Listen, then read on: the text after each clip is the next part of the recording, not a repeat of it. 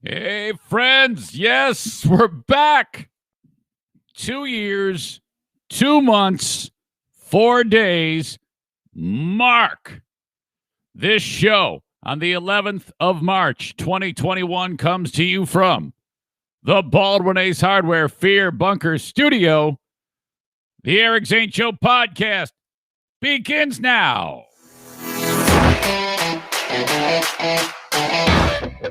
Hey, what's happening? Hey, what's happening?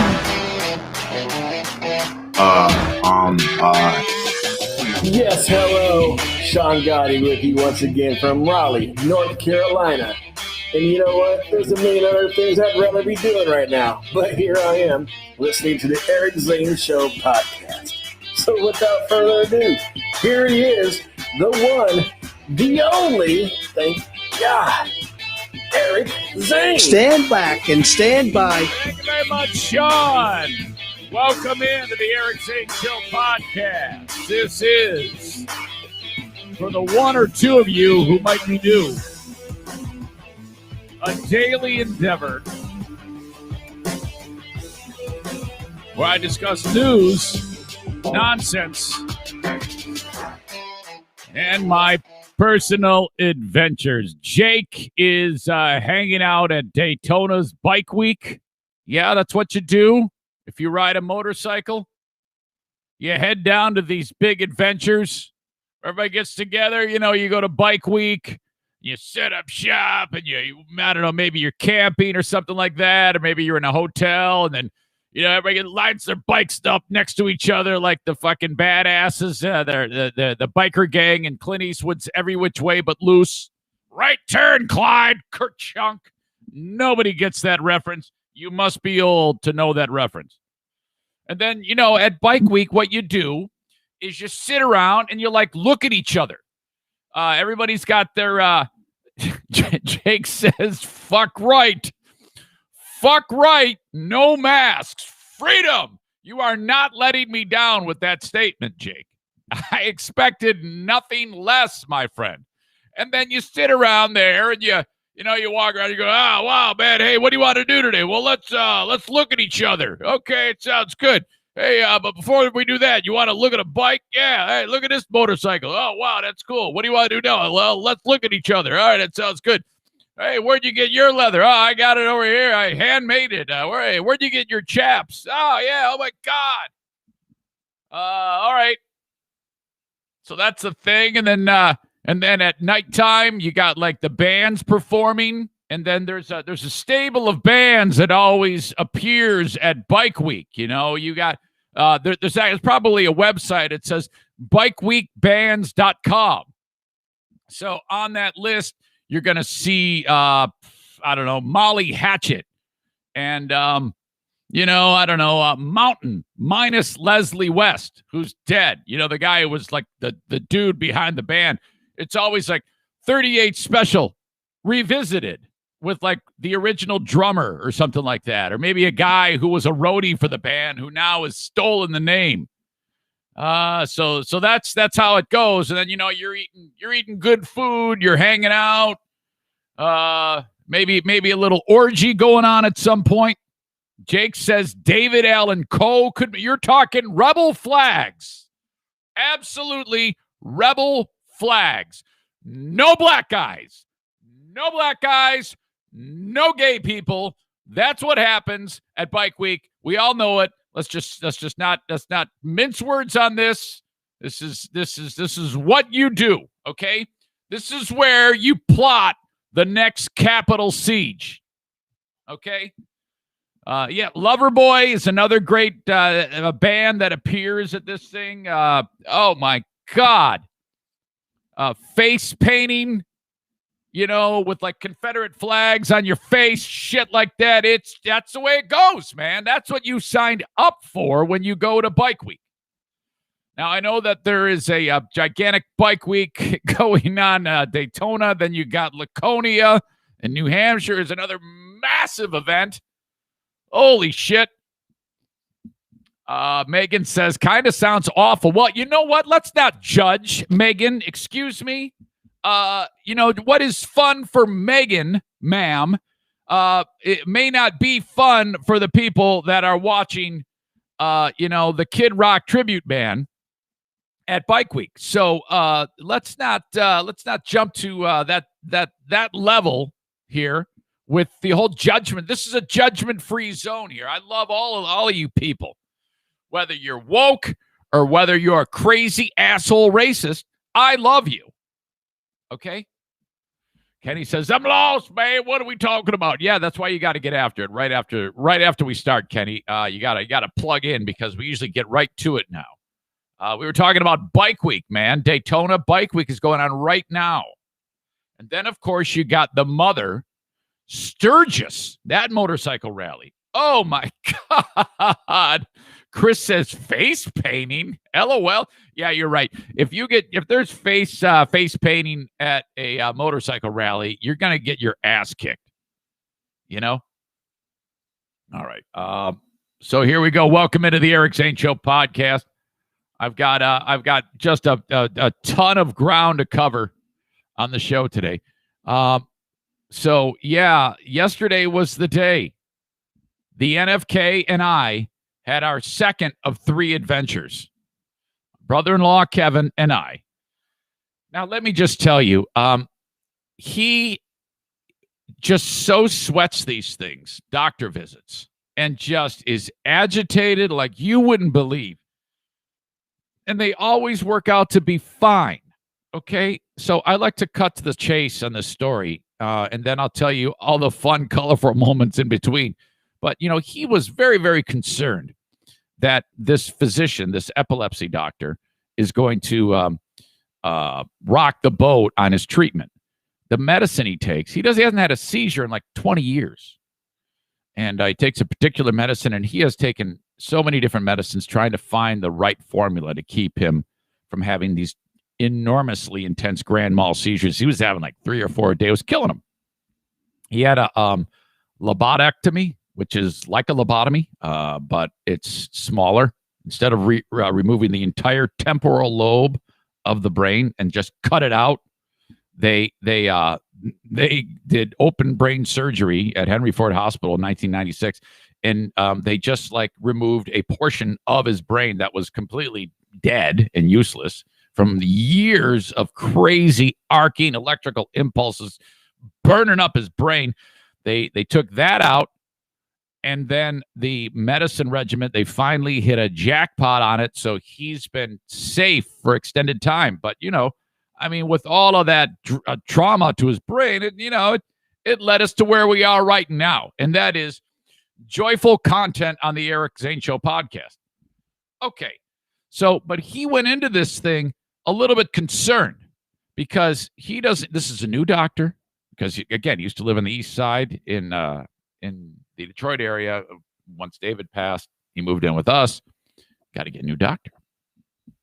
But he's worried about this new doctor for his epilepsy who's going to try to take charge of his life. And he was defensive as all get out, leading up to even just heading out the door to the place. Well, I'll just cut to the chase on this part. They said, well, we don't see any reason to upset the apple cart on this. You're doing great. We've got all your information, your history verbalized from Kevin to the, it actually was a, what do you call it? A nurse practitioner? Yeah, it was the nurse practitioner, kind of like the hand of the doc, who can do plenty of things that the doctor can do. And in this type of setting, that's who you meet with, this very nice nurse practitioner. And she was just so sweet and nice. And right away, I see the NFK's got a crush on her, and he's just opening up and relaxed. And thank God, because my big fear / hope is that something insanely ridiculous happens so I can talk about it on the podcast. But at the same time, I don't want to. I just want to get through it. But it was good. She's like, well, you're doing awesome here. We're not changing a thing with you. My gosh. Okay. Shoo, out the door. So that's awesome. Today we have another appointment with an actual neurologist about the neuropathy. So now once we get past that one, then we got clean air. We've burst through the pack. We got clean air hitting the front of the race car. Good to go, right?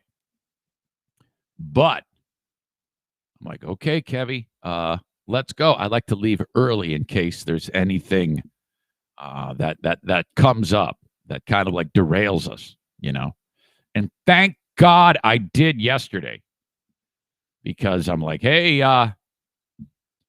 let's head out. It's 1 hour before the scheduled start, and it's only like 20 minutes away. Okay. Get in the truck. Goes to put the seatbelt on. I don't want to repeat of the other day when he couldn't get the seatbelt to work because his hands are kind of wonky. I go, yeah, let me help you with that button. Grab the thing for it. Put him in, snug as a bug in a rug, just kind of like when you're putting a kid in the car seat. He's good. Off we go. We're getting to the location, and I'm looking for an address, and the freaking app, the map app, takes me to a spot that's like a real estate place. I'm like, wait a minute, this does not look. We did pass a hospital, but this is not correct. Something's wrong. I don't know if I fat fingered the address or something. I don't know what's going on, or they gave me the wrong address or what. Turns out they gave me bad info. They absolutely did, because then I drove back to that hospital that I was just mentioning, and we're sitting there in the parking lot. It says, call to check in. So I call. It's a Spectrum Hospital. I go, yeah, okay. I'm with James Ward. And so we're here in the parking lot. It says to check in. I'm not even sure we're in the right spot. She goes, okay, we do have a 245 for James. I go, okay, great. By the way, James is Kevin. We talked about that. His middle name is Kevin. He's always known as Kevin. So the NFK is like, he's getting a little bit confused. And but we do the check-in. You want to sit in your car as long as you can. We're not like Texas. We're not like those bumblefucks. Okay, we actually have common sense in the great state of Michigan. Texas, come on in, no mask. Yeah, Texas, you're not allowed in unless you cough in someone's face. Freedom, yay. Let's go to Bike Week, assholes. So then as it's like 15 minutes now before the start of the appointment. It's 2:30. I go, okay, so this is a big building. Once we get in there, where do we go? And she goes, hang on. And then it takes a minute, and then about another minute or two passes, and she comes back. She goes, you're in the wrong place. I go, oh shit, I knew it. She goes, you need to be at 25 Michigan in downtown. I go, okay, well we're on the move, and the NFK right away I can see him like, oh, shit, fuck, shit, fucking shit. He's giving me middle fingers are flying everywhere, And I go, well, all right, no problem. We're early. So, yeah, she goes, and we have a 15-minute grace period. So if you got there at 3 or 2:59, you're still in. I go, no problem. In fact, I looked at the map where I'm going, 25 Michigan Avenue, which is Medical Mile in Grand Rapids. We'd get there at 2:45. No biggie. Awesome, man. Just veteran moves happening all over the place here. Okay. Because the NFK was getting a little bit agitated when where we were going didn't match up, and so I want to keep them calm. Excuse me. We go downtown. It's nice to be downtown, by the way. I love the downtown Grand Rapids area. I haven't been down there in a little while. So I'm driving around, pull into the parking area, and take the ticket thing. It's a ramp, several levels, and it isn't long before I see a spot. And Kevin goes, there you go, park there. Okay, cool. So now I go, what the embellisher, the truck I bought off my dad, is pretty long. It's an extended cab Silverado, and I'm like, as soon as you ever start to pull in and you realize this is kind of a bad thing, because you notice that the car next to you didn't quite park right, and I've got a big vehicle to my left, another pickup, and I'm like, shit. So I kind of go in there a little wonky into the spot, and then I back it out, and then there's another car coming, and they're like, oh shit, Kevin's like, fuck shit, and I straighten it out. I think I'm good to go. I get out and I notice I've got way too much room, which it dawns on me. I'm guessing there's a tight squeeze for the NFK. Now, for me to have a tight squeeze to get out, no problem. The NFK, this is kind of a big deal. You know how like when the person who's got the accessible van where the door swings open and then the ramp comes down and then dude in the wheelchair comes out, and if you park too close to him, he yells at you, I can't open my door. One of those deals. It's kind of like that with the NFK, except minus the wheelchair. But okay. So as I'm getting out and walking around where he is, I hear voice. It's him. And he's muttering. He's motherfucking shit. I can't. Ah, God. Oh, shit. GD. He's even dropping the GD, and it's getting loud. And it's echoing in the ramp. And I'm like, oh, fuck, here we go. And his tits are getting stuck, and his belly's getting stuck. And I'm like, oh, I go, Kevy, I'm sorry, man. I'm sorry. And he's not even talking to me. He's just swearing. So, all right. He finally gets out, and he's pissed. He slams that door. And then, so I'm walking in front of him, and he's still swearing. And then I hear, I lost my motherfucking pants. Shit, fuck. And I turn around, and it's true. His pants have fallen. And, okay, the body type is such that, and I don't know why I didn't wear a belt, but, you know, when things get a little, when your body type is a particular way, it's you're more susceptible to having your pants actually fall off your body because the jeans are going up that mountain, you know, and your ass can't really hold them up because the belly's bigger than the ass. The ass doesn't have any muscle. It's just it's kind of like it's a peculiar body shape that causes pants to fall. And I don't know why he doesn't wear the belt, you know, cinch it around like fucking Wimpy from the Popeye cartoon. But I turn around and his shirt is up by his tits. His belly is hanging out and he's trying to pull his pants up. And okay, so I'm guessing the driver driving behind him has actually seen his ass crack. And I'm like, oh my God, again, he's swearing up a storm. Finally, and I turn around, I go, oh my God. Mental note, talk about this on the podcast. He tucks his shirt in. Okay, let's go. Oh my God. So I'm like, holy shit, here we go. We get into the elevator. We think we're in the right spot.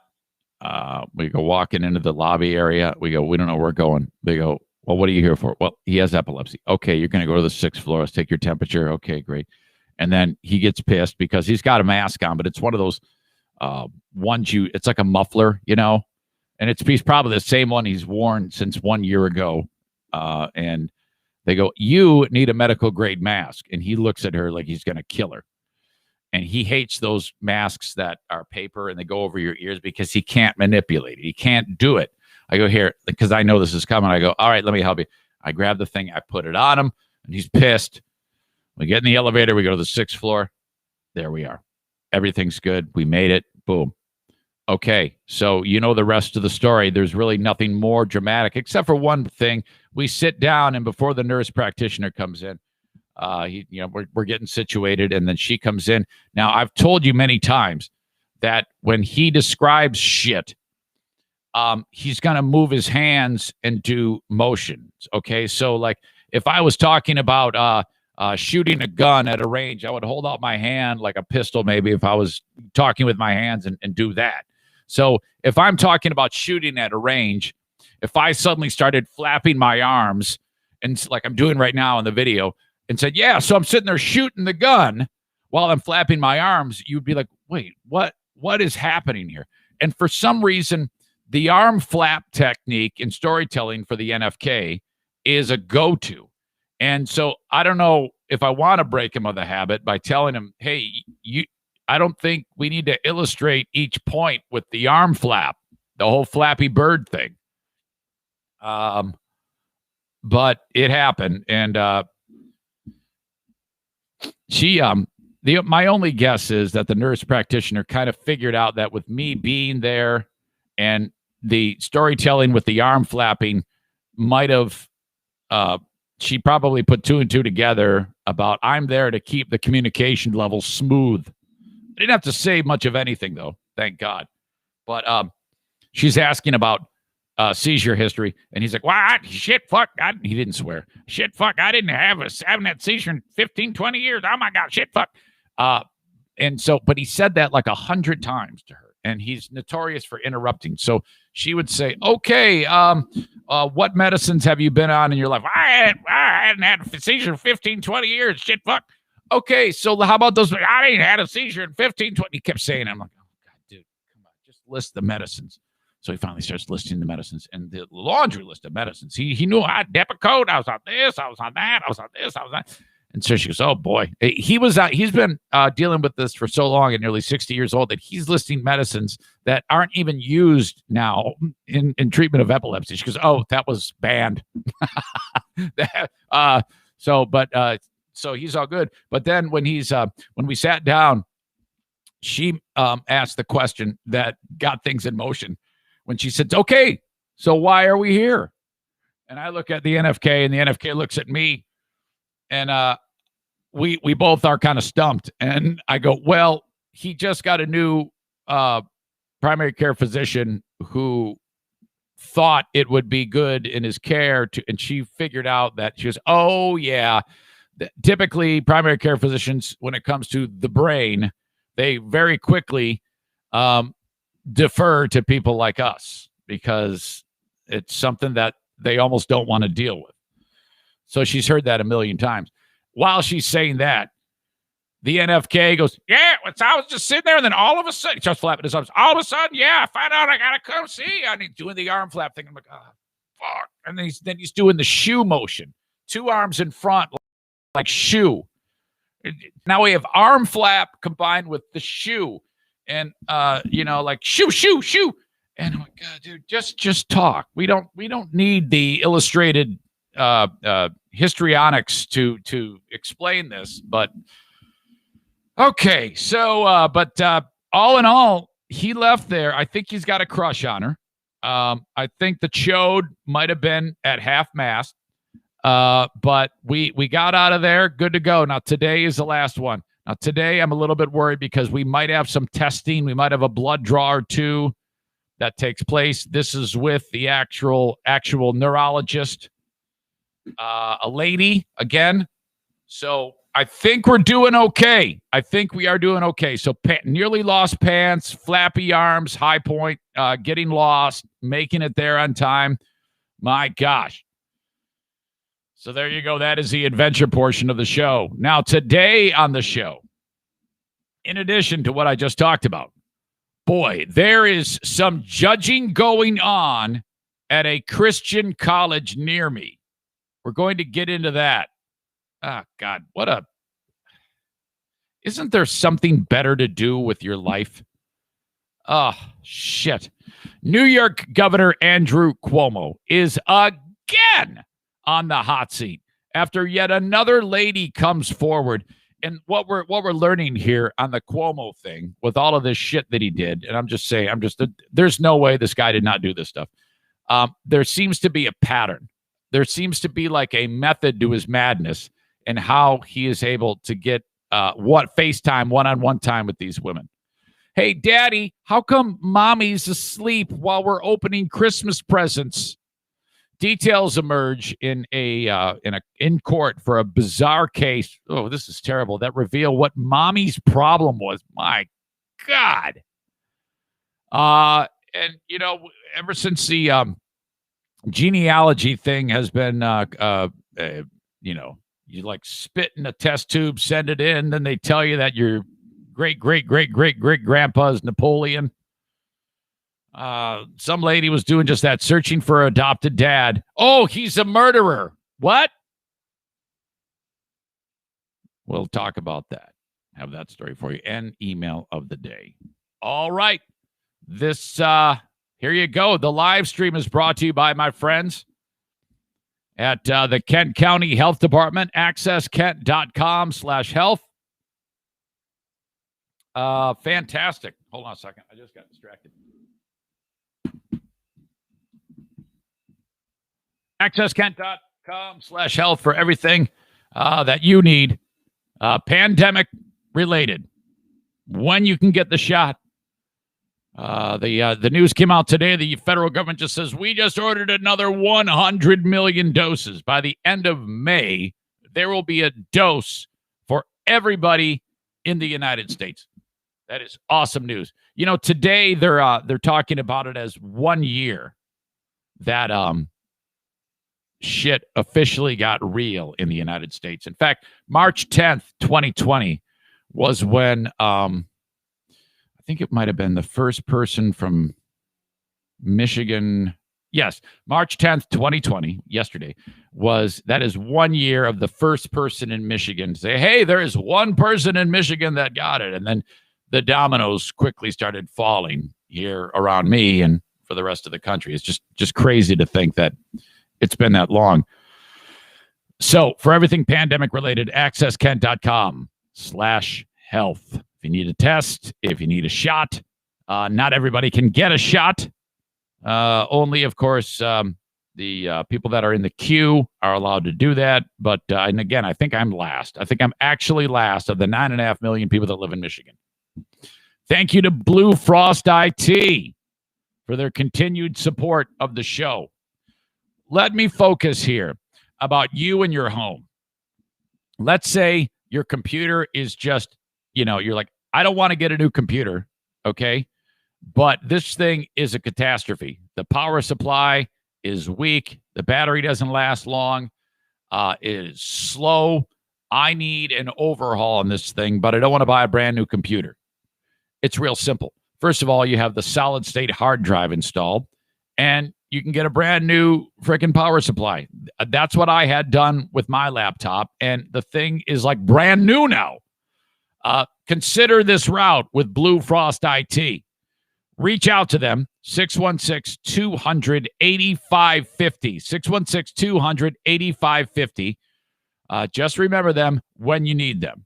That's just one of their many, many services that they offer. Hourly, project, and managed. All things that they do at Blue Frost IT. Or say hello via email, info@bluefrostit.com. And then, of course, BK Guns and Stuff. If you need the guns repaired, if you need anything customization done, cleaned, firearms transfers, BK Guns and Stuff, 616-902-2447. You can also find them on Facebook, BK Guns, the letter N, Stuff. Okay? Or just click on their logo at ericzaneshow.com. It'll take you right to their Facebook page. All right. Before I get to this story about the judging going on at the Christian college near me, last night, it just seems like bedtime. There is always a really, really rocky river of emotion that seems to pop up, unfold before us on a fairly regular basis. And this time it has to do with freaking high school. And, my youngest, Madison, I'm starting to think she might be getting the mindset like, man, high school cannot end soon enough. I got to get to a new environment. Because, I don't know, I don't want to get into the details of what's going on, but there's some drama with the friends, okay? Something happened with the friend stable that has, as I'm laying in bed, Madison is on the way home from work, and the information has been relayed to her at some point, I don't know, maybe through text or what. There's just some type of girl drama that is taking place. So this is kind of out of my expertise. If Diana were like, on a mission trip and Madison reached out to me, I might be serviceable if I can just keep my head about me when it comes to dealing with something like this. But I don't have to worry about that. This is a Diana thing. This is a daughter-mom thing. Do you have a hierarchy in your home for boy things and girl things? And if there's a money problem, if not, like if Madison's battery dies, she's not going to call mom. She's going to call me. If there's a money thing, Jackie might call me. Probably not going to call mom. Something about paying a bill or whatever. Advice. But if it's of the emotional variety, I am not going to get that phone call. Thank God. Because while I'm laying in bed, I heard through Diana's phone, I hear, hello? Because she's laying right next to me. And then on coming through the phone, I don't hear speaking. I hear a different language. It's called wailing. Hello? Yes. Hello, honey. Hello, honey.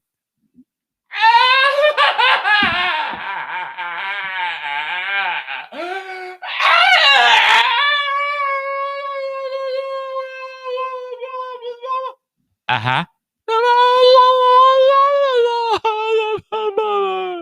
Oh my gosh.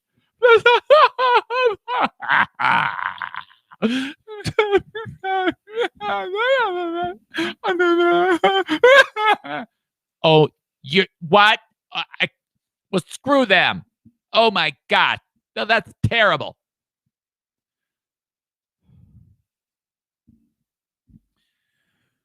Now, at the start of that, I have in my brain, she's badly hurt. She's in a wreck. So all I want to do while that is happening is say, and I'm trying to say, she okay? She okay? I'm just trying to get that info. Now, all I'm going to need from the Queen of the Forest is a nod or she's fine. Just pull her, just while that's going on, all the Queen of the Forest has to do is turn her head away and go, she's fine. And then I realize it's something that I don't give a shit about anyway, and it's going to be forgotten in 3 hours anyway, and it's no big fucking deal, and it's all teenage high school bullshit happening, and that's it. But I am concerned that she's been abducted. She has a knife in her neck. She's walking down the side of the road nude after some maniac did something terrible to her. So all these thoughts are going through my head. Not a tumor. And Diana's like, I go, she okay? She okay? Now, all she has to do is turn and say, she's fine. But you know what I get? Shh. Shut. And the hand, she puts a hand up in my face. Shut up. Shut. And I'm like, well, so now I have to have this conversation. I haven't had it yet, but I have to have a conversation, well after the fact, a day later, and I will have this say, so the next time the shit hits the fan with this nonsense, and I'm wondering if she's okay, can you please just humor me? And you don't even have to speak. Just give me a nod, anything, just to assure Dad that she is not hurt or the car is wrecked or some shit. Oh, God, that panic. So what that does is that jacks my blood pressure up to 300 over 200. And I'm like, fuck, man, this is terrible. And then, so the conversation ends. And then just at the end of it, Diana says, okay, well, I'll come into your bed with you and I'll sleep in your bed. And then I'll come back into our bed. And I go, no, you're not. You're not. What? I go, well, you can't, because I've told you how light I sleep and I'm such a bundle of nerves as it is. If I explain this to her, if I anticipate that you have an arrival pending, I will not fall asleep. So you are either in this bed or you are in that bed. You cannot be in between. I'll just sleep in your bed because Dad's stupid. Okay, great. Thanks. Bye. So, all right. She goes, she gets Bruce. It's Bruce, Diana, and Madison. I am alone. Benny is on the floor. Halfway into the night, he barfs. He freaking barfed. I heard it. I heard dog.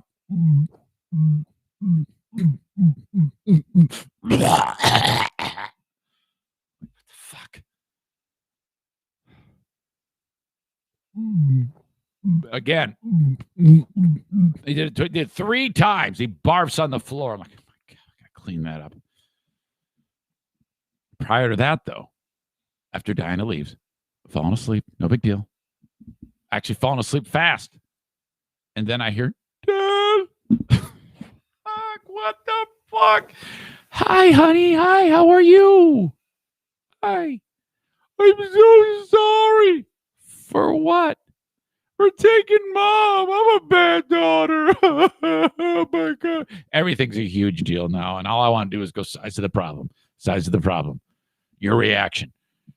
And I go, oh, and amazingly, I kept it together. Now, I am at a real crossroads here. I want to lash out. I want to throw chairs at this point. I want to flip the furniture over because the blood pressure, again, is now 300 over 200. And she's right in my face. She's crying. No problem. Yeah, go nighty-night with Mommy and Bruce. It's okay. No big deal. Okay, good night. She's gone. Oh my God. So I'm going to start all over again. Okay, so I'm in bed alone. I wake up to this.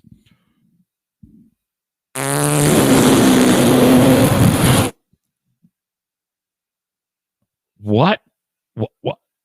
Diana has snuck back into the bedroom, which I did not know she was even in the bed. And I don't know how I didn't wake up when she got in the bed. I don't know.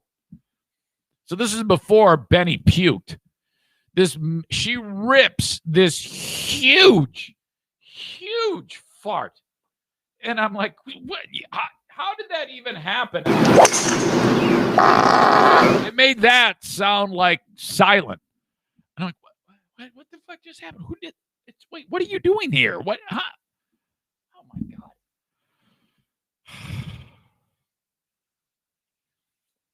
What a night. All I wanted to do was go to bed. There's always something. Always something. Okay. Dramatic filled night. Dramatics on a Christian college near where I live. Near where I live is, well, there's lots of Christian colleges. There's Calvin and Cornerstone and Hope. In fact, Madison is going to Hope. So this is, the curriculum is faith-based. And Hope they're all great schools. But occasionally these things happen, which we're about to discuss. In fact, a Cornerstone, when I remember that Cornerstone was the one, I believe, I think I'm getting this right. I get Cornerstone and Calvin mixed up. Cornerstone was the one, I think, where shortly after I started in radio in Grand Rapids, there was a big story. There was a big press release about Cornerstone has made it okay for people to dance. You now can dance. Apparently that was that was a rule. There was no dancing at Cornerstone. I wonder if I'm getting that wrong. No dancing. Hold on a second here.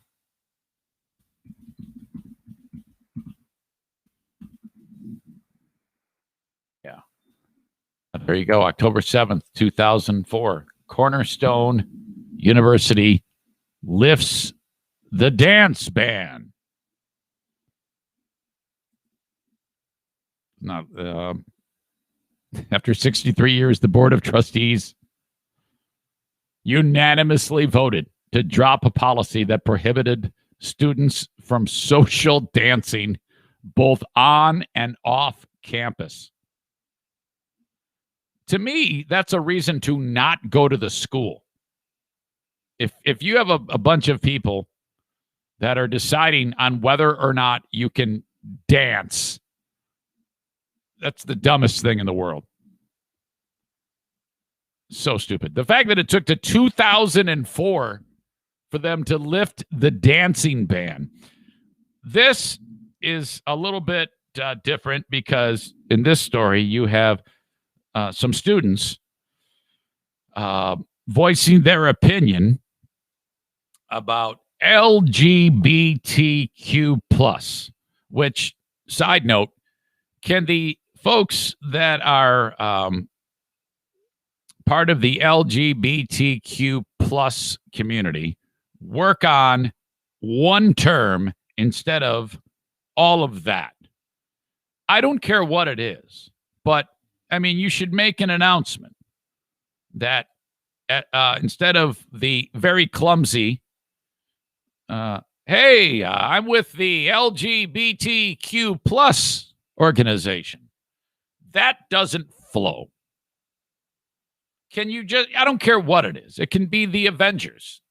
But as long as you can make a big press release.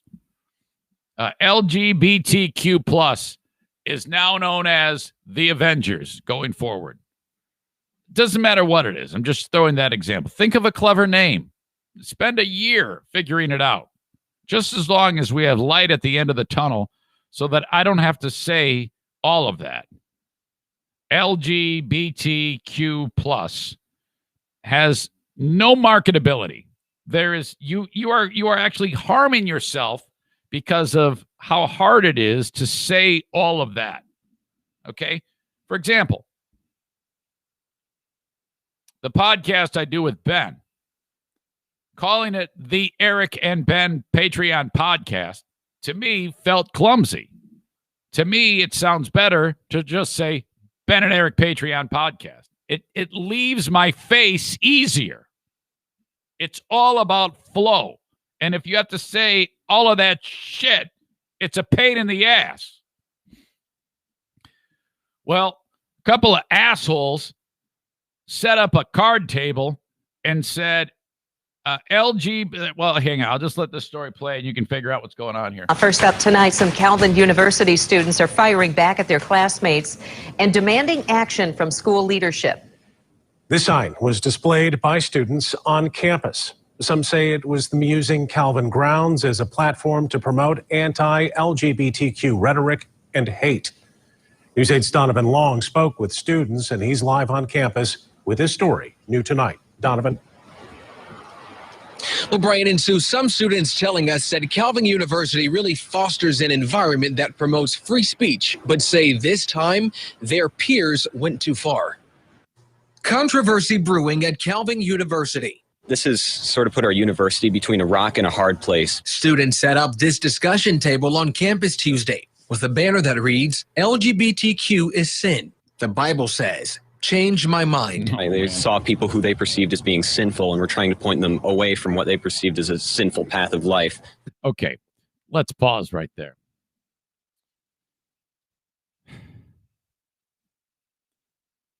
Whoever made that sign, that is above your pay grade to do what you are doing. Plain and simple. It's not up to you to decide. You know what I mean? You know where I'm going with this, don't you? And be careful. Because, to the letter of the law, all right, let's just say, okay, that's a sin. There is so much other sinful behavior that probably those people engage in, but it isn't a hot button issue. So let's go forward 15 years. If any of the people involved in that sign making and all this bullshit do anything sinful, I don't know, have a child out of wedlock, have sex before marriage, get divorced, steal, even worse, that terrible shit. Nobody's gonna make a sign and accuse and say shit about you, and no one, and you wouldn't want anybody to judge you. You'd be the first one to say, I can, only my maker can judge me. You guys can't judge me, man. I'm a fucking idiot, but you're not the judge, man. The judge is my maker. And you're right, but it's not your job to judge these people. Leave them alone. Let them, that is stay, what's the guy's name? LeVar Ball, stay in your lane. Leave these fucking people alone. It is not your job to fucking bust them. Okay? Leave those people alone. This photo posted to a university group's Instagram page shows different Bible verses organizers displayed near the table, forwarding their belief that being gay is a sin. This was people going... By the way, I'm not going down the road of disputing any of that shit. Okay? But again, I don't give a fuck. It's not my job. That is between the person and God. Let them figure it out. You can't just sit and say, hey, take this. and take the Bible and smash it in their face. God's going, fuck, man. Come on, let me do my job, man. What are you doing over there? Out of their way to make other people feel uncomfortable. And I would say this was a hate speech. Now that I don't agree with. This lady is in support of the LGBTQ. I don't think that saying it's a sin is hate speech. Hate speech is saying LGBTQ, I hate you, fuck off. They're not saying that. So don't. Size of the problem. A spokesperson for Calvin saying the students responsible for this discussion table did not get approval to put it on university property. Okay. The spokesperson adding he would not discuss if those students are facing punishment. All right. Meanwhile, the president of Calvin University is responding. Okay. Now this is where the rubber meets the road. Okay? This guy has to say something. He has to come up with something about all of this. Or, okay, he's damned if he does, and he's damned if he doesn't. Is that how you say that? Damned if you do, damned if you don't? In this letter to the campus community, President Michael K. Leroy writes in part that Calvin affirms, quote, sexual intimacy is a gift from God to be celebrated in marriage between a man and a woman. He's saying no sex between, like, well, you know what he's saying. I don't even know why I need to break that down. Intimacy is a gift from God to be celebrated in marriage between a man and a woman. He also says, quote, we write today to affirm the image of God in our LGBTQ plus friends. We want all of our students to know that they are loved. Okay, you see,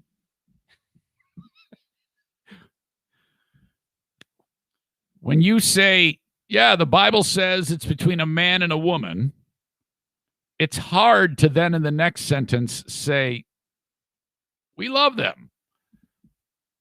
Yeah, well, I mean, I understand that you love them, but you are in fact saying that they are sinners. And I think we all are. Now, I don't know if that's necessarily the worst thing that anybody in the LGBTQ plus or the Avengers camp is going to hear. But I don't know. Does that, if you're in any one of those letters, LGBTQ plus, how do you feel about that? When they say, when someone look, because there are people in the audience I know who practice Christianity that are Christians, and one of those letters, how do you do that? That is tough. How do you navigate? Do you just say, well, that's just between, because there's a guy I know that goes to mass who's gay, and he's active in the church. And everybody knows he's gay, and he still goes. So he's going to a church that does not support what it looks at him as a sinner and announces it to the world. I guess my question is, how do you do that? That is a real internal struggle that you must have. I mean, wouldn't you be more inclined to say, fuck this shit, I'm going to one of those churches that has a rainbow on the door, and that's the end of it, I wish there would be a way that we could mend what happened yesterday in a very respectable way. Students have created this. Yeah, I think she's being kind of a baby about it. I don't think that it's hate speech that the sign said LGBTQ plus is sin. Prove me wrong. They're trying to have a discussion. I don't think anybody's trying to fight anybody there. Online petition urging support for their LGBTQ plus classmates on campus. One woman writing, quote, for all my current and former LGBTQ plus students, I see you. Place to judge people like that. A spokesperson for Calvin saying university leadership is still working to review this incident and are also working to find out how the display was erected on campus in the first place. We are live in Grand Rapids. Donovan Long, News 8. I wonder if in 20 years there'll be an announcement similar to what Cornerstone did with dancing. Said, we have decided that butt sex is allowed on campus. Something tells me that is not going to happen. Oh, God, what a pain in the ass. Why are we arguing about sexuality? Leave those people alone. Let them deal with it when they get to the boss, okay? This is what you do, okay? If you're running the Christian school, people are people. They do their thing. All right, big deal. They have sex with, dude has sex with a guy, lady has sex with a woman, everybody's having sex with each other. You go ahead, you teach the Bible, do what you do, and let them do what they do, and then they'll take care of it when they get to the pearly gates. That's when they're judged. That's how I look at everything. That is none of your business. My sins are not between me and anybody else. My sins are just as egregious as anybody else's sins. Don't think your sins are special. My sins are huge and plentiful. But I wouldn't want anybody judging me in public over them. So shut the fuck up. Leave those people alone, you fucking assholes. All right. Couple bits of housekeeping to get to. First of all, Patriot Nick kind of had the blues yesterday. So I'm going to make the real hard push on this. What you need to do is you need to go to Zaniacs United, the Zaniacs United Facebook group, and join. If you are already on it, you're good. Once there, right on the announcements, like right when the page opens up, there is a message from Patriot Nick. Out of the kindness of his heart, he is doing this, and it hasn't gone the way he's wanted the last two times, so he's getting frustrated, and I don't blame him. He does these fun events on Zoom, and the next one is coming up Saturday at 6 p.m., in which he plays a trivia game on Zoom, all right? Hey, you got to take off your fucking skirt and play the fucking trivia game. Come on, guy.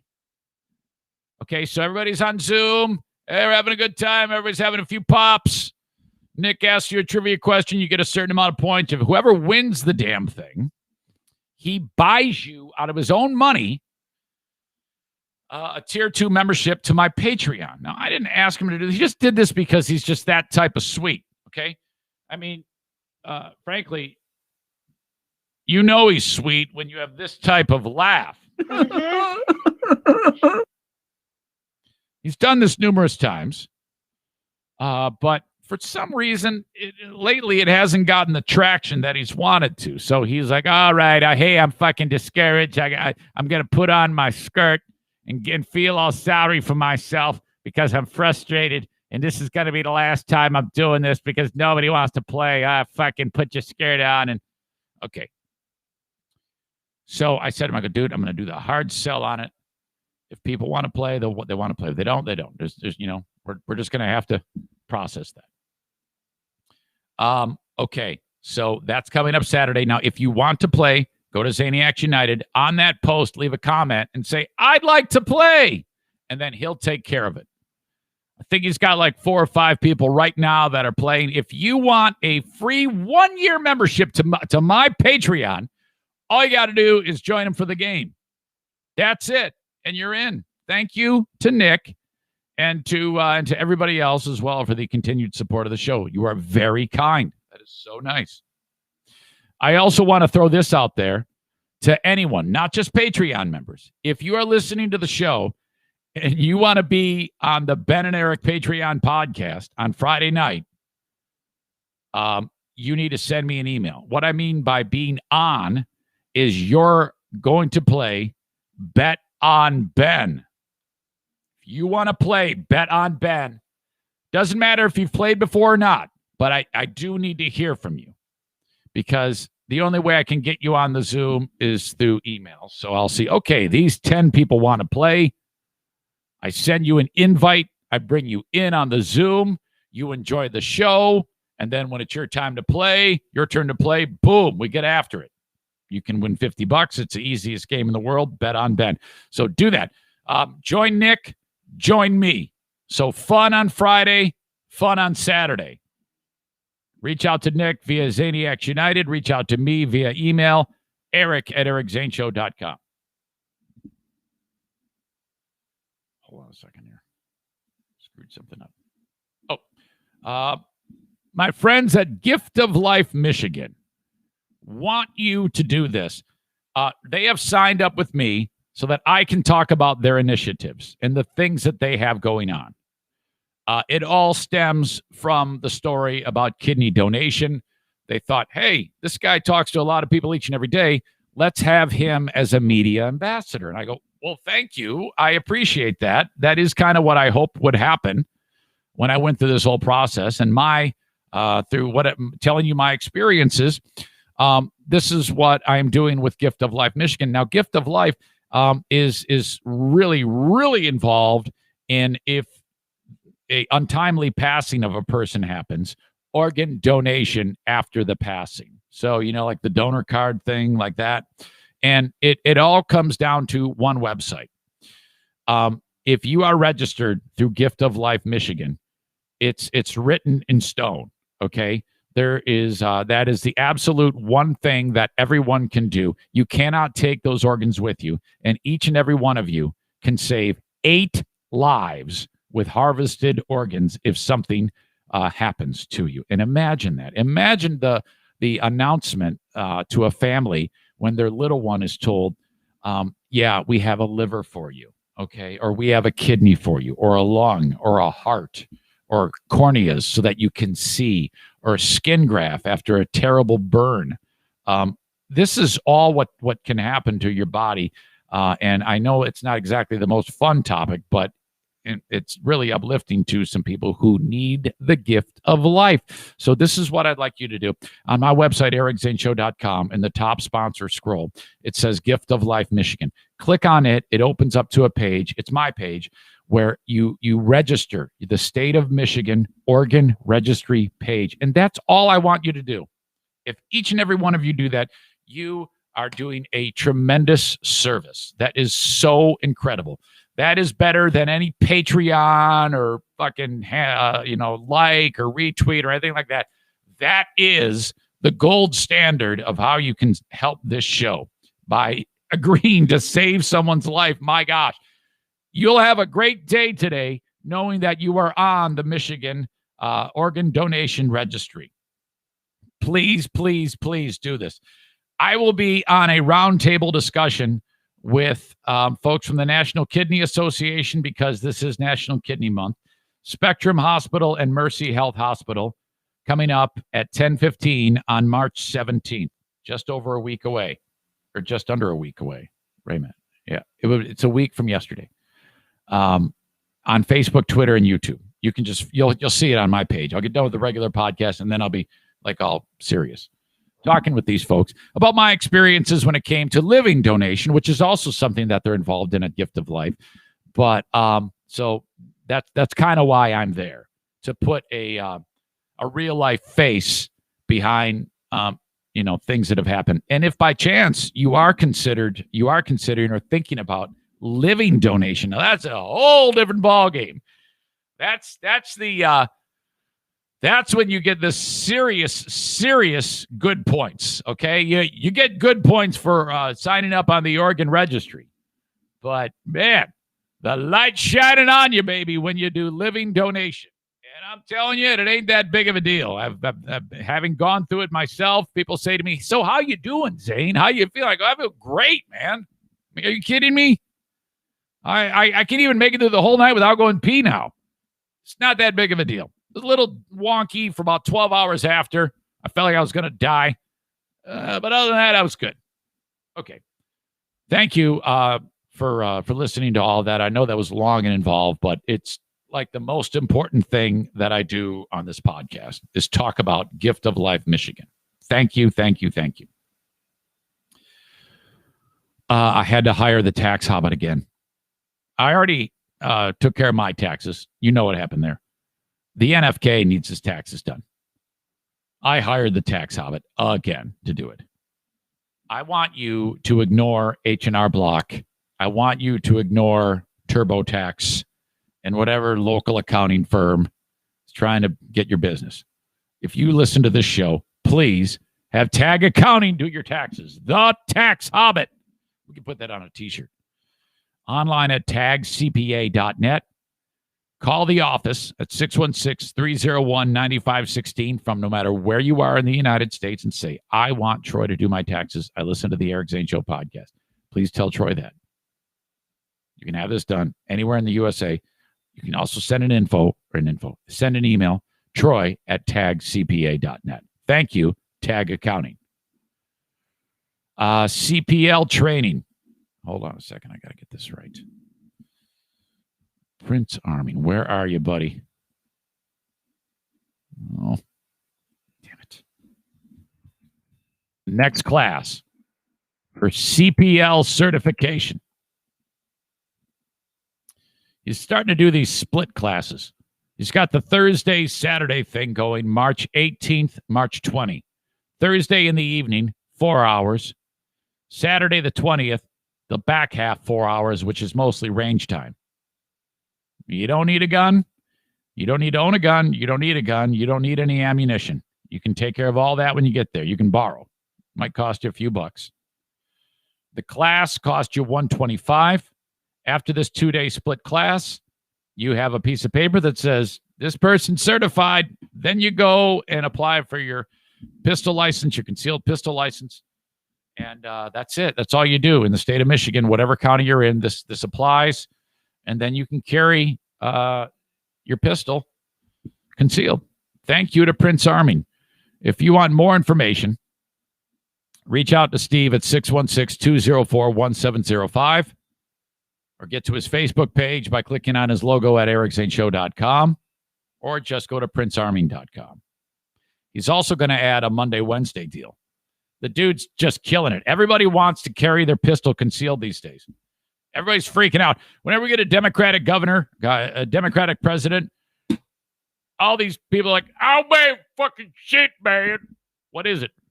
Son of a bitch, man. The fucking president's going to take my guns, man. There's no way you're going to take my out of my cold dead hands. I better go get a pistol license, carry my pistol on me. Okay? All right, you can do that. So guns are flying off the shelves, man. It's a good business. Guns are a hell of a business right now.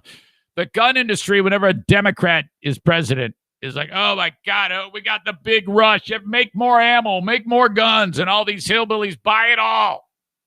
And then you know what happens politically? Nothing. Quit saying people are going to take your guns. Nobody's going to take anybody's guns. Famous last words. Today it'll be announced. No more guns. Can you imagine if they actually did the deal where they knock on everybody's door and say, hey, you got to turn in your guns. Oh, you're out of my cold dead hands.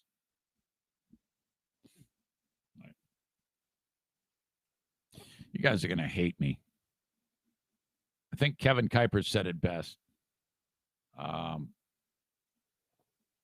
got a tinkle. Okay, look at Dirk. He's throwing his hat into the ring. HR 128. HR 127 is about limiting what you can own legally. Mock if you want, but that's what's going on in Congress right now. Yeah, whatever. Thanks. Shut up. Eric, when you turn in yours, I would follow the law. Yes, I would. If someone came to my door and said, we have changed the law, I am a law-abiding citizen. So I would follow the law because I'm not a lawbreaker. What would you guys do? Nick calls me a nasty name, or I'm sorry, Dirk calls me a nasty name. He refers to me as a bootlicker. I don't know what that means. I don't know why he's calling me a terrible name like that. It sounds very derogatory and mean-spirited.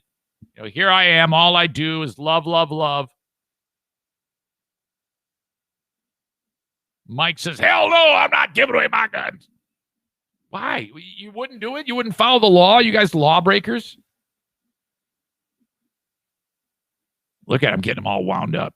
Dirk's like, you own a magazine that holds more than 10 rounds, you're going to prison. Kyler says, you let Biden sniff your shit for sure. LMAO. I'm mad. I'm mad. Shut up. What the fuck is wrong with you guys? Go have some sex. Jeez. Get all pissed off over dumb shit. All right. So I gotta go pee. I got a tinkle. Let's see. Back in a minute, taking a pee. So that's what we're gonna do. Don't go anywhere. Not done. We got to rip Cuomo a new one.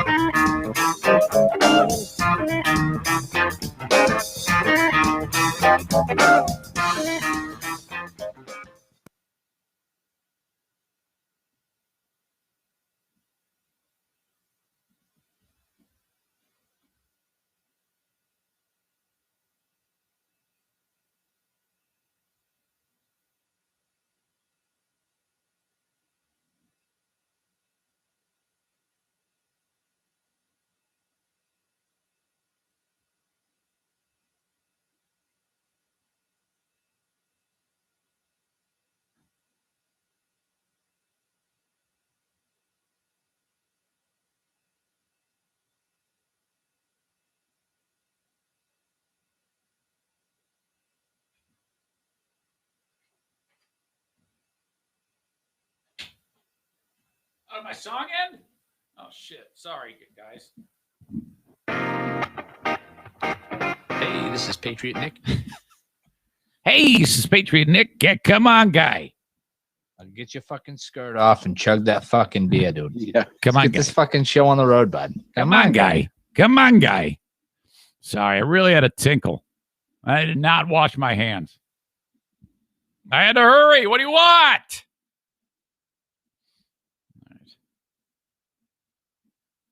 Should have played In-A-Gadda-Da-Vida. No school for my kids today. Apparently, there's a bomb threat at the high school this morning. Andrea, is that the same? No, that's a different school than the Nuevo thing. Your kids go to a different school. Wow, that's weird.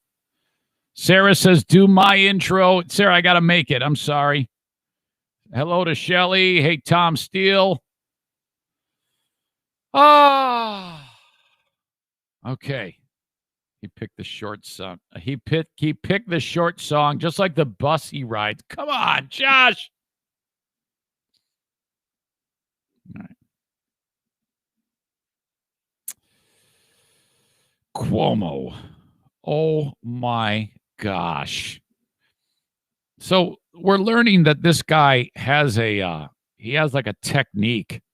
The go-to move with Cuomo over the years, we're finding out, is he picks out hot chick, and then he goes, "Oh, hey, yeah, I'm over here, and the phone's not working.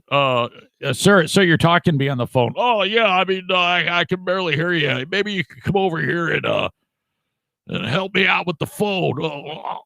And then the chick shows up, and the next thing you know, she's got a finger in her asshole. That's Cuomo. That's a Cuomo thing. The latest, a female aide says, yeah, he called me to the office. According to a person familiar with the woman's claim, the lady was given a call to help, just what I said, Cuomo with the phone. I think in the other case, he's like, oh, fuck, man, this coffee maker's busted.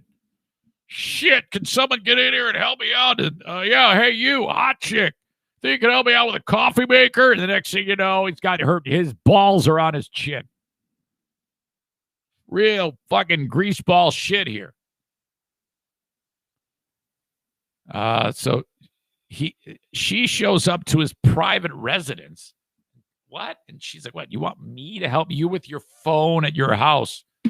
He according to this, it says he shut the door and then stuck his hand right under her blouse, went right for the titty, and groped her. Oh. When are we going to hear a story about, I mean, can you imagine if he did that and she's like a Brazilian jiu-jitsu expert or something like that, or Muay Thai, or a cage fighter or some shit, and she does some fucking Bruce Lee shit, and then whammo, it hits the underside of his nose and pushes it up, and his nose actually comes out the back of his neck or some shit, or she does some crazy twist move on his dick and balls, and it actually comes off, and then she jams it actually down his throat. I mean, when are we gonna? When is the guy in all of these scenarios of horrible behavior going to do this to the wrong woman? The woman who has more recourse than announcing it to the world, who actually is a deadly weapon. I almost think that there needs to be a campaign for women to physically maim the greaseball who touches her in a terrible way. I know that if Jacqueline, my daughter, had that happen to her, oh my God, you'd have one dude with minus a dick. It actually would come off. It's like, God forbid, the poor son of a bitch that were to try that. Forget her dad. Forget Justin. You got to deal with her. She's going to kill you. That did not happen here, unfortunately. You can imagine Governor Cuomo rushed to the hospital. What happened? Oh, it was a terrible accident. Somehow his dick got ripped off and he ate it. The woman, it says, woman is much younger than the governor, of course, according to the source who is not authorized to comment publicly. She told Cuomo to stop. When he reached under her blouse, the woman reportedly said the governor frequently flirted with her, and it wasn't the only time he touched her. Details of the woman's accusation were reported in the Albany Times-Union.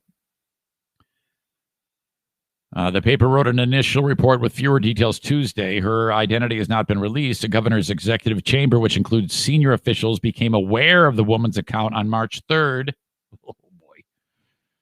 But on Tuesday, Cuomo said, I don't know what the fuck you're talking about. He wasn't aware of the newest allegation, a series of sexual misconduct accusations thrown his way. The latest claim is the 6th leveled at this greaseball, and the 5th from someone who's working for the governor at the time of the alleged incident. Boy, the nerve of the slime ball who can do this with such reckless abandon, and then thinks, oh yeah, no, it's all good, everything great can happen. And then the whole business about I played you that clip of him talking during the Kavanaugh confirmation thing when he's like, oh yeah, I cannot, we gotta side, we gotta protect our women. He's saying all that shit and knowing full well there is an army of women that he has groped. Wow, that is a messed up dude right there. Cuomo keeps going back to that one shitty statement he made when he said, oh yeah, occasionally I flirt with people, and I'm sorry if that was misconstrued. He said, as I said yesterday, I have never done anything like this. The details of this report are gut-wrenching. I am not going to speak to the specifics of this or any other allegation given the ongoing review, but I am confident in the result of the Attorney General's report. You're screwed.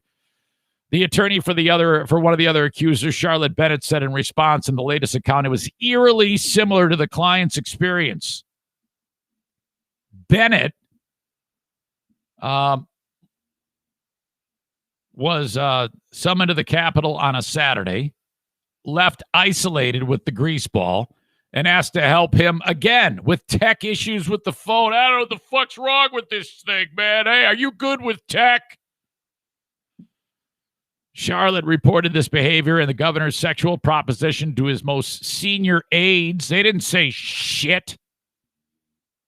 Man, this is gruesome. So they didn't say anything about that. This is just an absolute catastrophe. All right, let's go back to the tote board. The asshole of the day. By the way, I got some blowback from Pellerito. He says, poor Zach the Egyptian, who all he did was invite my dad to go look at a renovated house, and he ends up as asshole of the day. Yeah, that was kind of a witch hunt, but everybody's so very, very protective of my father that, that's kind of the way it goes. I haven't yet talked to Dad about that. I'm sure he's fine. The whole thing was just weird. I think, hang on a second. Where's my marker? There it is. I think Rick from TC Paintball wants to team up with Maze from JM Synthetics to go halvesies on the Asshole of the Day sponsorship. So that would mean a TC Paintball logo on one cheek and a JM Synthetics logo on the other cheek of the actual board. So we are in high-level negotiations right now over that. Well, at least that's the rumor. I can't tell if Rick was being serious or not. Yeah. So there you go. Cuomo right now. Let me check the anybody else asshole of the day nominee. Yeah, I'm going to throw up Calvin College sign maker. I know that's wordy, but that guy's a dick too. Calvin College. Was it Calvin? Yeah. I get them all mixed up. Sign maker. You all can vote. Who is the asshole of the day? I've got two nominees, Cuomo and Calvin College sign maker. Daisy, I see you, honey. I see you. Okay, I'll pet you. So on the live stream, I need votes. Who is the bigger asshole of the day? On any other day, maybe the Calvin College sign maker, but Cuomo's really gross. This is really bad. I would be shocked if anybody voted for Calvin College sign maker. Plus, a lot of my audience probably agrees with the Calvin College sign maker. Come here, Daisy. What is it? You want to say hi to everybody? I can do that. Come here, honey. Oh, no, she ran away. Dog's too heavy. I can't lift her. I got hurt my back. My back. Oh, my God. Yay. Oh, my God. Featured on the Patreon yesterday, Kenny, my impression of Kenny singing I Will Survive. Kenny is pretty unique. He had a personal thing happen to him in his life. And he says to me, hey, man, before the show, I got the blues. Yeah? Hey, man, yeah, I got the blues. So, something happened. I'd appreciate it if you don't talk about it. I want to keep it a secret. Okay, buddy, no problem. Like an hour later, I'm looking at the comments, and he's like dishing on all the details. He's like, hey, you won't believe what happened, man. Oh, my God. And everybody's, giving him love as we should because we all support here on this show. But he's like, hey, man, I tell you what, nothing better than I like and letting y'all know my personal stories. It's basically, and again, I've not said it. If Kenny comes up to me and says, hey, man, keep this on the down low, that means I shouldn't. That means I should start the show with, okay, let's open up with Kenny's Got the Blues. Hey, man, keep it a little low key. I'm hurting, man. I'm hurting, baby. Shit. Okay, Kenny, I won't say nothing, man. I'm pulling for you. Okay, I'm not going to say it. Well, 1 minute later, I look at the comments. She's told the whole story to the whole audience. Nobody's even paying attention to me. They're all like talking to Kenny. What the fuck? It's okay. I don't mind as long as he feels better.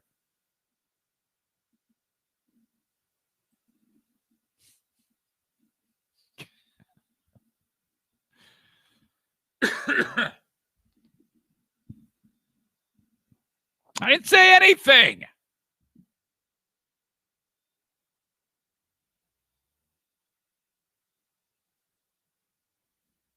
Hold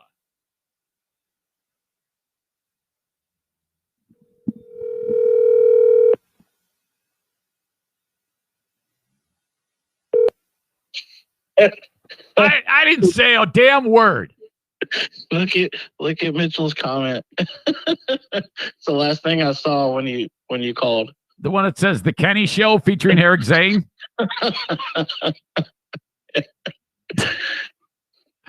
Yeah, so that was on the Patreon when you were like, yeah, this is what happened. There's a huge difference here, dude. Well, I haven't said a word. I haven't said anything. Well, yeah. Okay. All right, so you got the blues. Are you feeling any better after you listen to your old pal Eric talk? Not at the moment. Oh. All right. Okay. Well, everybody loves you. Just remember, you could be worse. You could have Andrew Cuomo's finger up your butthole. Oh, jeez. How about that guy? Man, it's every day with him. What He's the fuck? For a week. Oh my God! Can you imagine if I walked up to some chick and started grabbing her titties? How quickly she'd beat the shit out of me? I mean, well, who thinks like that? You know, who are these people that keep coming out of the woodwork? Hey, it's someone who's drunk with power. That's what it is. When you're drunk with power, it corrupts your brain. Okay. Yeah. And it doesn't matter what political side you're on. I mean, we all know Trump was grabbing people by the pee. I mean, that fucker broke the mold. Fuck him too. Yeah, rich and high with power, and yeah, I just don't understand these people. Man. Yeah, we gotta fucking take care. We gotta respect our women. I go out on 4 or 5 dates with somebody, and I'm scared to touch them at all. What the hell? Oh shit! All right. Well, there you go. I just want to say hi. All right. All right. Get out of here. Okay, see you. Bye. Yeah, I'm feeling better now, man. I don't have the blues anymore. All right. Email of the day. Email of the day. Email of the day. Email of the day.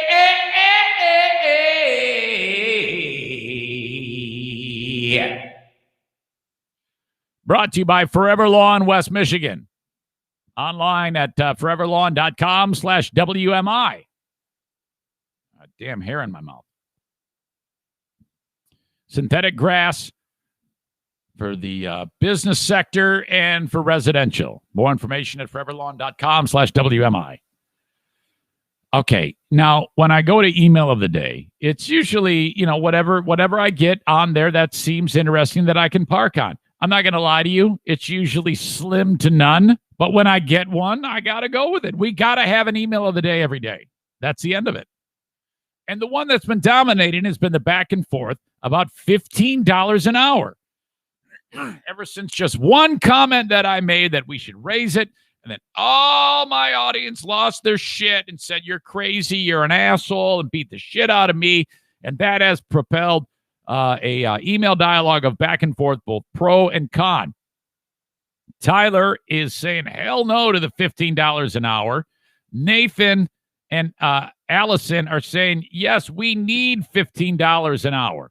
Rick has said hell no to $15 an hour. Tyler writes this, directing it at Nathan. Nathan, the company I work at has about 20 employees. Everyone makes over $15 an hour. I'm not against it because, quote, people can't. He says, I'm not against $15 an hour because, quote, people can't afford to pay people $15 an hour. My original point is that just funding this hourly raise with stimulus money is not practical. He says, I think it was Allison that recommended this. Printing more money just devalues it, according to Tyler. Seems to know a thing or two. I have no idea. You might be right. Can you imagine if he turns like the Treasury Department and they say, yeah, it doesn't do anything? I'm assuming he's right. He writes, this analogy seems wild, but try to follow along with a hint of condescension. Play a game of Monopoly. Everyone starts with $1,500 to play, with the rules so that every time someone lands on a property, it's auctioned to the highest bidder. Write down what the properties sell for and play out the game. That's like a house rules game right there. You can do that. So somebody lands on Vermont. Okay, we're going to open up the bidding at $100. Somebody says, I'll offer you 105. Somebody says, I'm gonna raise that 120, and then all right, 140. We'll go in once, going twice. Sold for $140. Now start out another game, but let everyone start with $10,000. Write down what the properties sell for when they are sold at auction. Did everyone end up with more properties because they have more money? Nope. Did they sell for more? Yep. This seems like a really stupid comparison, of course, but it makes it obvious how just pumping more money into everyone doesn't get them more things, because there's still only so many things in the real world to go around. Quit the stimulus. It's just accelerated inflation and will devalue our currency to the rest of the world. Look up the history of hyperinflation that other countries experience by printing more money. I hate to say this, but Tyler, it sounds like he knows the fuck he's talking about here. Does he not? Once again, I'm just a dumb idiot listening to a stupid podcast. So what the hell do I know? Ha ha. And then he wrote, after thought, if Allison's idea worked, couldn't we just pay everyone $50 an hour minimum wage, fund it all with the stimulus, and the world would be a better place? Fast food cooks would make great money. Why don't we do that? Come on, he writes.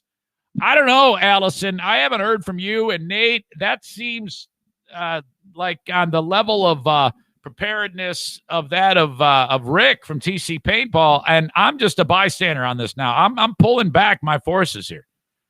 I do not. I'm just giving you all the message of what these people say, and that sounds pretty damn good to me. You know what people used to say about me?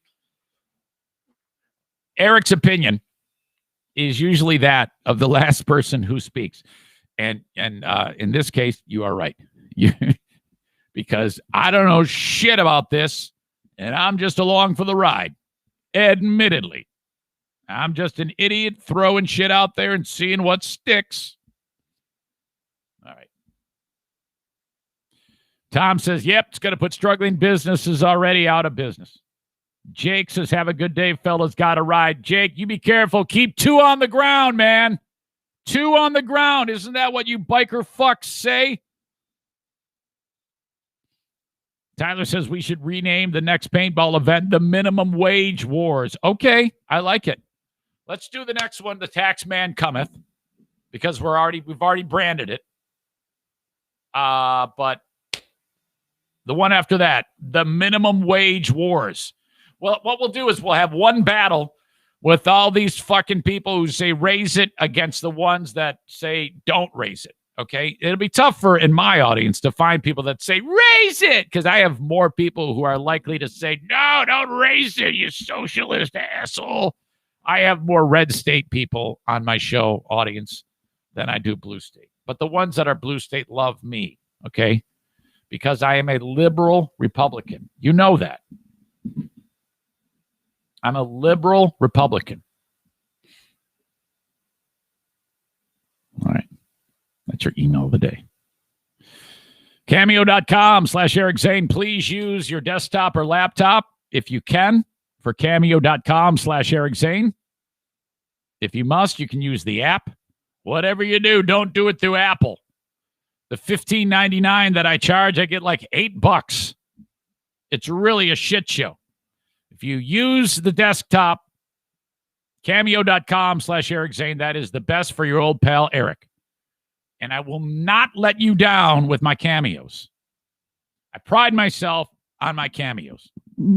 They are a lot of fun. If somebody needs to be roasted, somebody needs congratulations on a new job, whatever it may be, bang on my door, and I can do a cameo for you. Okay? Cameo.com/Eric Zane. Excuse me. Hang on. I got a cough. A&E Heating and Cooling still working very, very hard as the cold season winds down. It won't be long till we're firing up that air conditioner, and I'll be talking to you about getting the air conditioning tuned up. More on that down the road. Still working on getting more and more people hooked up with a Remy Halo. This device cleans the air in your home. It installs in the plenum. I think it's how you say it. I always doubt myself every time. Of your heating or air conditioning unit. The electromagnetic lights bathe the air in your home so that the minute dust, allergens, pet dander, pathogens floating through the air, microbes, bacteria, and viruses are killed. They are converted into harmless hydrogen peroxide plasma. Not making that up. That's true. Those hydrogen peroxide plasma particles bind together. Once they're large enough as one big ball of hydrogen peroxide plasma, it gets stuck in the trap, your little furnace filter. And then you change that thing every month or so, and then your air is cleaner, man. I'm telling you, it does kill COVID. This is what the restaurant industry uses inside of their establishments to keep their patrons safe. Do it in your home. Keep your home safe. It's going to cost you $650. If you are a Zane Show podcast listener, please tell Senor Martinez that when you call 616-516-8579. Otherwise, it's $750 if you're not a Zane Show podcast listener. But you're listening, so that's how you know. Okay. Sarah Honda Granville just signed up for another quarter of marketing. Thank you so much. It's her beautiful sign right there. Sarah Honda Granville is the car dealer of choice. No matter where you are, I would like you to shop online, sarahhondagranville.com, for a new Honda, certified pre-owned, a used car, whatever it may be, all in one location. Their dealership is on Kenowa, right by 44th Street. That's Kenowa, right by 44th Street, next to the Cracker Barrel. In Granville, Michigan. Drop by, say hello to them. Thad and Cameron are the people that I work with the most over there. And just a great, great group at Sarah Honda Granville. Thank you so much for being on board with the show. When you bang on their door and say hello to those gentlemen, please mention my name. Whew. People Magazine has an article, and that's where I'm going with Daddy, why isn't Mommy watching us or paying attention when we're opening our Christmas gifts?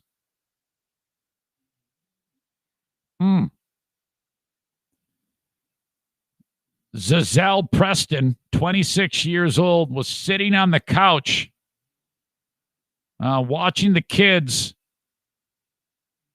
open their Christmas gifts on Christmas morning. William Wallace, which I think is the same name of the dude from the movie Braveheart, was sitting there with the kids. 39-year-old William Wallace in Anaheim, California. He's on the floor with the kids. They're opening this shit up. You got a 3-year-old and an 8-year-old there. And there's like a 7-week-old newborn, and Daddy's getting the gifts out for the kids, and Mommy's sitting there on the couch with sunglasses on. And the kids are like, Mommy, look it, I got the Legos. And the mom doesn't respond. Holy shit, that's weird. And so the kids are like, man, this sucks. Normally Mom's on the floor passing out the gifts. And hey, how come Mom's not taking care of the little one with the bottle? I mean, that's normally Mom's doing that. So they're like, Ma, this sucks. And then the dad goes, yep. Mommy got drunk last night. He actually said that. Mommy's not participating because she got drunk last night. So there's that. Now, all of this came out in court. And you're like, what could be going on here? What could William Wallace be being charged for? What could he be on trial for in this scenario that is right but not right? It's weird that Mom is, well, that's because it's a murder trial, and Mom was dead on the couch because Wallace killed her the night before. The kids are in bed waiting for Santa Claus to come. He kills the wife and then brings the gifts out. Santa delivers the gifts and sets them out by the tree and then takes mom and puts her on the couch and puts a fucking pair of Weekend at Bernie's sunglasses on her and says, oh, yeah, nobody will know. This is all true. This is happening right now. This is coming out in the trial against William Wallace. Oh, my God. What the fuck? William Wallace killed his wife, propped her up Christmas morning for the kids so that they're like, oh, yeah, another Christmas with mommy. Holy shit. He killed her. Oh. Whew.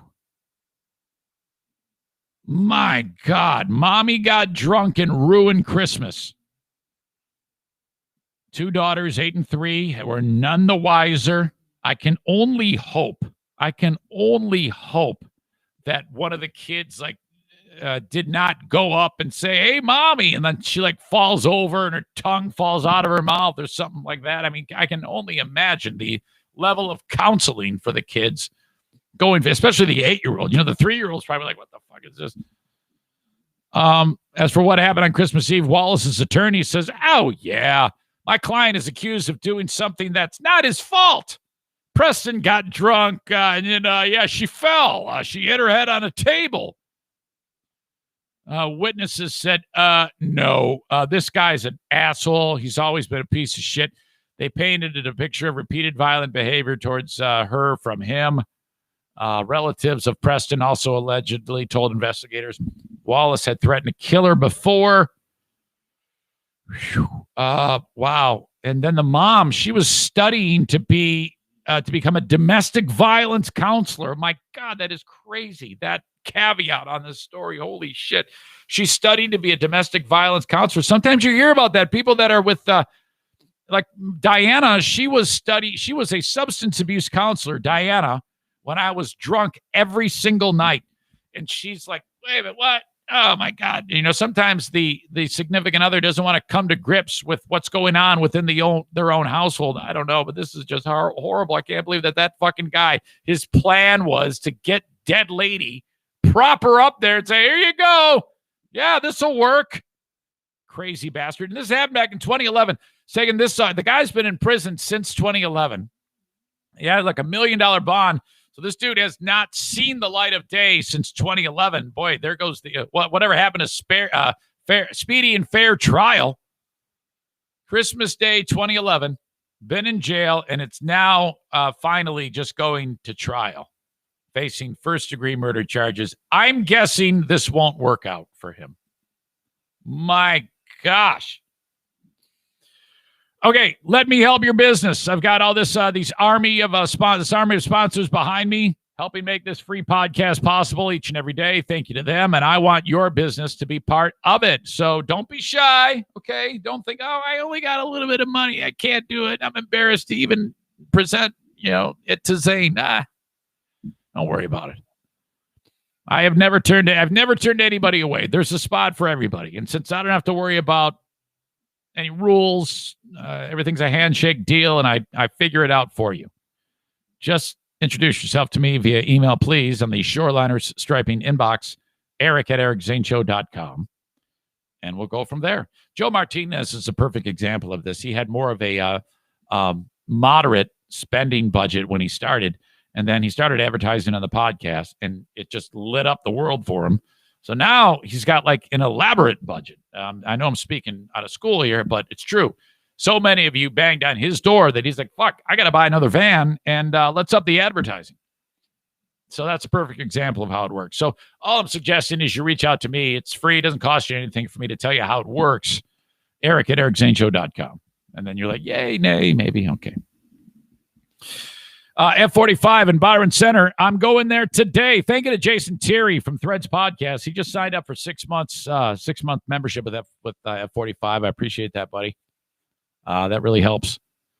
Thank you for banging on the door of the sponsors. I will be there today working out for the 6 p.m. If you'd like to try it out, I'll break the ice for you. I will meet you there. All you got to do is go there and try it out. Okay, sign up ahead of time if you would. Go to f45training.com/Byron Center and then redeem that 1 week free. And that way you've taken care of that ahead of time. But other than that, I'll meet you there. Comfortable clothing, get ready to work, and I'll shoot video of that today. Jacqueline and I will be there, and then I'll post it for you to check it out about how it works at f45.com. I should say at F45 in Byron Center. The website is f45training.com/Byron Center. Thank you. And batting cleanup today on the show. The Mario Flores Lakeshore team of Van Dyke Mortgage, which is becoming much more than the Lakeshore team. What with now multiple places to do business in Muskegon, plus Grand Rapids, and then hop, skip, and a jump down the road to Florida, believe it or not. If you need a mortgage, no matter where you are in the United States, I've got the guy. And this is full service. And what I mean by that is if the credit score stinks, that's okay. If the credit score is great, which is easy work, that's easy. You know, it's just like, you have a freaking 750 credit score. Of course, you're going to get what you want. Of course, you're going to get the lowest interest rate possible. Anybody can do that. But not all mortgage people are created equal. A lot of them are like, yeah, I see you got a 600 credit score. Well, sorry, I can't really. It's just not worth my time. Mario turns nobody away. Okay. He wants to make sure that you get in a loan. And I'm not going to lie to you. You got that credit score. You're not going to get the best loan, but you're going to get a loan. You're going to get into a mortgage. And then you're going to pay on it for 18 months on time. And then you're going to get a better mortgage through Mario at a better interest rate. Okay. Because your credit score goes up. He can tell you about all of that. There are no dumb questions with Mario because he was once in the doghouse with a credit score. He knows what this is like. He rebuilt his, and he does this to make sure that you can build your credit as well. 231-332-6505. Okay, 231-332-6505. But he's not exclusively just people with low credit scores. He's just the one who does both. Again, they're not all created equal. Thank you to Mario and the Mario Flores Lakeshore team of Van Dyke Mortgage. Okay, so what would you do if you're like a chick who's adopted or guy who's adopted, you know, and you're like, hey, I want to go find my birth father. I gotta go find him. I feel it being drawn. I'm being drawn to it. I got to find out about my birth father. And then you do it. You do the genealogy test. And you find out, things aren't so good with your birth father.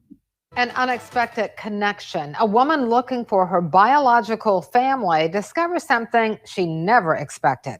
Her birth father, a fugitive on the FBI's most wanted list. WECT's Cassie Simmons spoke with the woman about her stunning ending to the years-long search for her family. Cassie, what did you find out? Well, Kathy Gilchrist's DNA test only resulted in one match, but that opened the door to half a dozen siblings, a mother with a secret, and a father on the run. Wow. Thousands of people take a DNA test every year. For Kathy Gilchrist, imagine if they go, her father is Stu McAllister. Oh!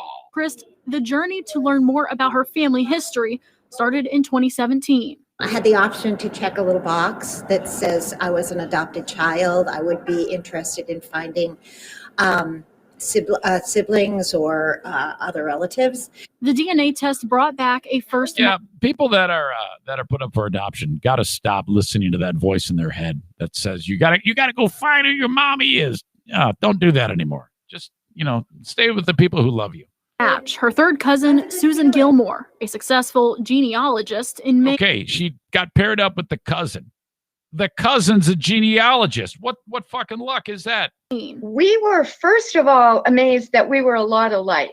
We both were English majors. We were both teachers. Since unlocking the secrets to ancestry is Gilmore's profession, she decided to help Gilchrist get more answers. And by far, the hardest part was finding her father. So I'm looking at the surnames, I'm looking at names in common, I'm looking at geography, and his name was William Bradford Bishop Jr. And that's the problem. The U.S. government has been trying to track William Bradford Bishop down since the 70s. He's accused of brutally murdering his wife and 3 children, and then drove nearly He's literally an axe murderer. He killed her with an axe. This chick's dad's an axe murderer who's still on the run. 300 miles. Dug a hole, a shallow grave, and laid the bodies in that shallow grave and then proceeded to set them on fire. In 2014, he was named to the FBI's most wanted list. She goes, okay, I found your father. He's an axe All I'm murderer. going to do is give you his name. I said, well, is it someone famous? And she said, yeah. I just laughed. I laughed. We have a great sense of humor. And Yeah. He's famous, all right. Everybody's trying to find him. What? Is he rich? I don't know. I don't know if he's rich, but he's known, all right. Adoptive family. And I thought, of course my father's a murderer.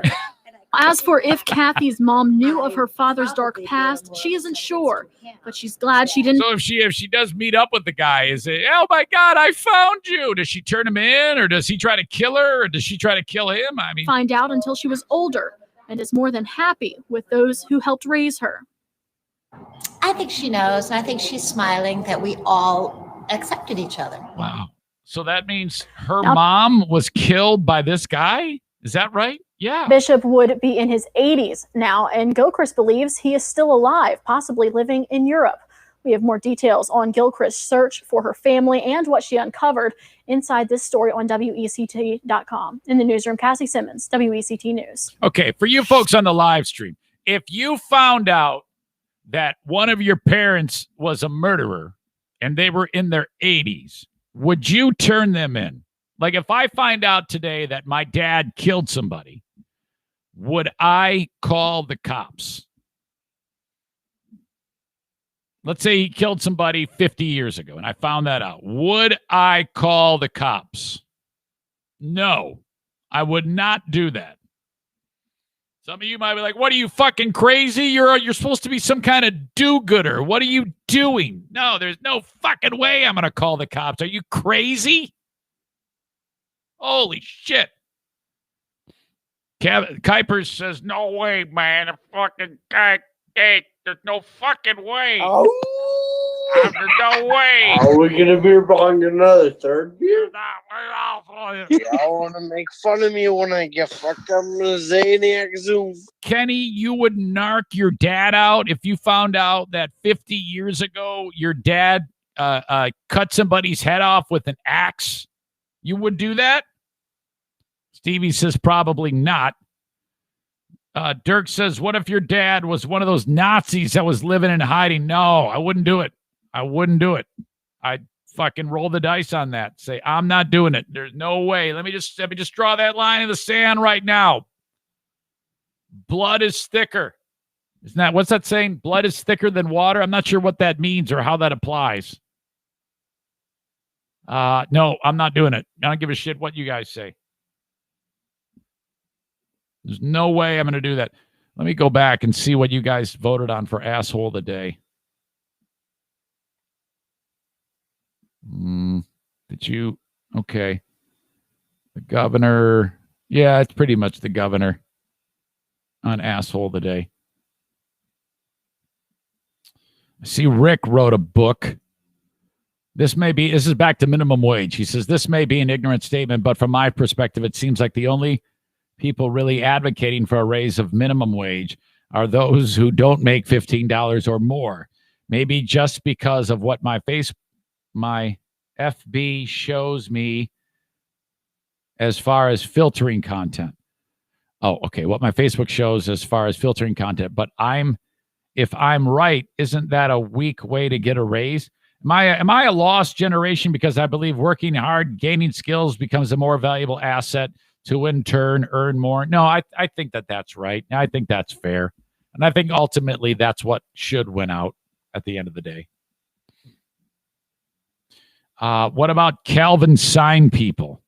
Yeah, I think pretty much Cuomo gets it. So what we've learned is that I would not turn in my dad if I found out he was an axe murderer or a Nazi. And that Cuomo is again the asshole of the day. Alone. He replaces Zach the Egyptian. I don't know if I feel good about Zach the Egyptian getting asshole of the day yesterday. Calvin sign people are also pretty bad. Cuomo, that's a lot more damaging to just stick your hand up some chick's blouse. All right. Let me finish with this. Jericho and Larry updated the website. The website's been redone. Now everything that I post on in the news is gone. It's all just right on the homepage. So if there's a news story that I talk about, it's right on the homepage of ericzaneshow.com. There's not a ton of different features on it. It just looks different. My merch page is complete, but it is not live yet. I have to literally click a button, and then the merch will be live, and then I link it up on the spot on the website that says merch. But right now it's not active. I will let you know, and I'll make an announcement. I have all 7 designs that are ready to go. I've got the Zany Bunch with the Pets show logo, Who Needs Radio, Making a Podcaster, Dear Meathead, I'm a Zaniac, and Poverty Radio. I have all those designs ready to go.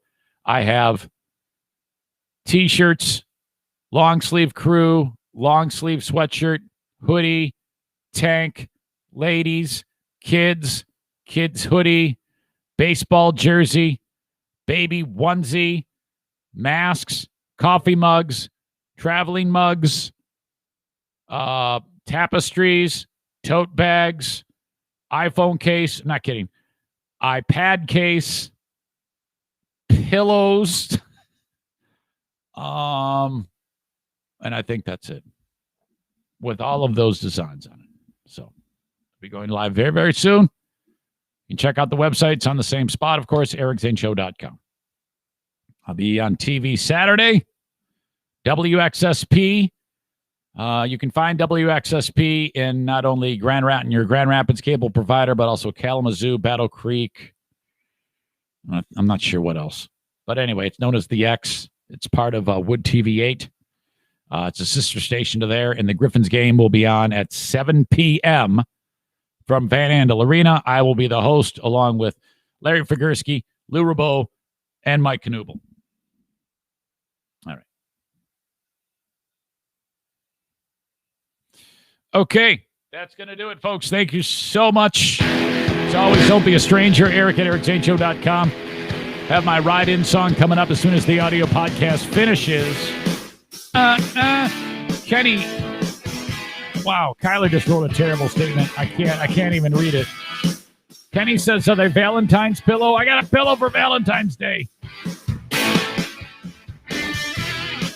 Okay, folks, that's it. Have a good one. Talk to you next time. Thank you. Bye-bye.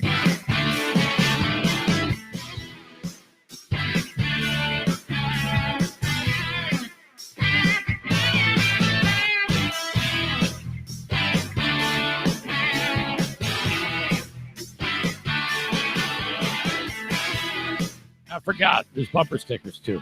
Bumper stickers and window stickers. And all of those designs that I said. Can't believe I forgot that. That's what people have been asking for the most. Those will be there as well. Sorry. Okay, see ya.